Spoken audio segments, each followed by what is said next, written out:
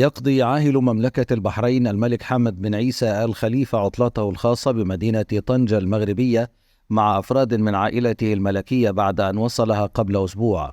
وكان الملك حمد بن عيسى قد وصل إلى المغرب على متن طائرة ملكية بحرينية منذ أسبوع. ونقلت وسائل إعلام مغربية عن مصادر مطلعة أن طائرة الملك حمد بن عيسى آل خليفة حطت في مطار طنجة قادمة من مدينة المنامة، كما أن يخته الملكي رسى في ميناء طنجة قبل عدة أيام. ويمتلك آل خليفة أسطولا من الطائرات تبلغ قيمتها 248 مليون و625 ألف دولار، وتستخدم حصرا للعائلة الملكية.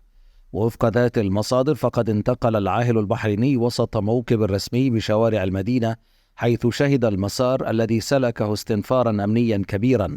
وتربط العاهل البحريني علاقة جيدة مع ملك المغرب محمد السادس، ومن المتوقع أن يجتمعا خلال فترة إقامته بالمملكة بحسب وسائل إعلام مغربية. وشوهد يخت عاهل البحرين الفاخر في سواحل مدينة طنجة، حيث يستمتع بإجازته في هذا المكان الخلاب، والذي يعتبره واحدا من أهم وجهات السياحة والاستجمام في المنطقة.